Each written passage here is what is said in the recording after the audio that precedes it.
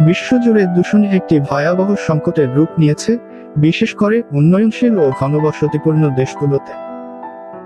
বায়ু, পানি, মাটি ও শব্দ দূষণের কারণে কোটি কোটি মানুষ স্বাস্থ্য ঝুঁকিতে আছে, যার প্রভাব শিশুদের শারীরিক বৃদ্ধি থেকে শুরু করে প্রাপ্তবয়স্কদের হৃদরোগ, শ্বাসকষ্ট, এমনকি অকাল মৃত্যুতেও পৌঁছায়। আজ এমনই বিশ্বের সবচেয়ে দূষিত 10টি দেশের বিষয়ে আলোচনা করব। অবশ্যই ভিডিওটি সকলের কাছে ভালো লাগবে। চলুন যাওয়া যাক মূল আলোচনায়। বিশ্বের অন্যতম দরিদ্র দেশ, ফলে পরিবেশ নিয়ন্ত্রণের ব্যবস্থা দুর্বল। ধোঁয়া, কাদা ও অপরিষ্কার পানি দূষণের বড় উৎস। শহরাঞ্চলে প্রায়ই আবর্জনা সড়কে পড়ে থাকে। বর্জ্য পানির মাধ্যমে কলেরা, টাইফয়েড ও হেপাটাইটিসের মতো রোগ ব্যাপকভাবে ছড়ায়। ম্যানিলা ও সেবু শহরগুলোর বায়ু ও পানির দূষণ ক্রমশ বাড়ছে। প্লাস্টিক বর্জ্য ব্যবস্থাপনায় চরম সংকট। সমুদ্রের দিকে ফেলা হয় বিশাল পরিমাণে প্লাস্টিক ও ইলেকট্রনিক বর্জ্য, যা সামুদ্রিক জীববৈচিত্র্য ধ্বংস করছে। দুর্বল স্যানিটেশন ও ট্রাফিক জ্যামে বহু ঘন্টা গাড়িতে থাকাও বায়ু দূষণের বড় কারণ।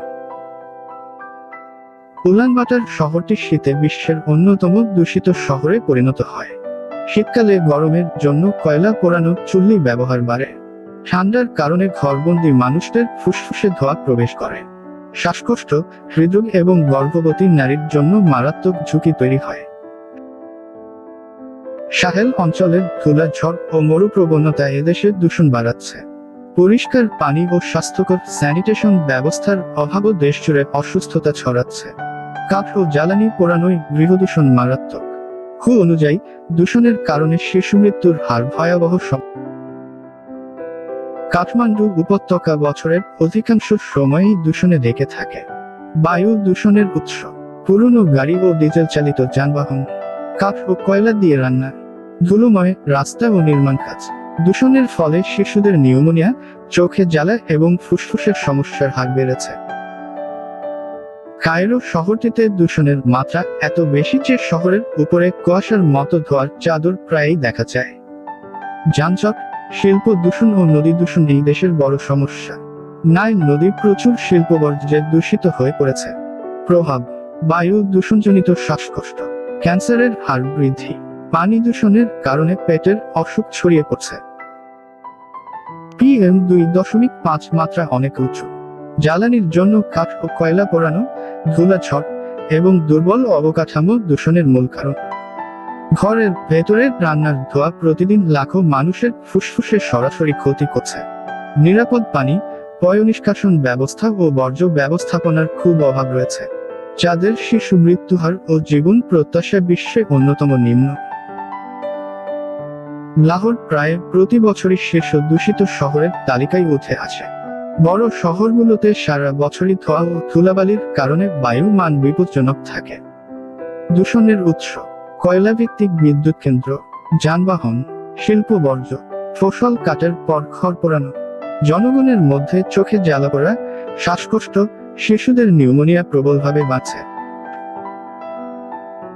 বায়ু দূষণের দিক থেকে জাতীয় গড় PM2.5 বিশ্বে সর্বোচ্চ। ঢাকা, গাজীপুর, নারায়ণগঞ্জ, চট্টগ্রাম এইসব শহরে শীতকালে বায়ু প্রদূষণ আরও মারাত্মক আকার ধারণ করে।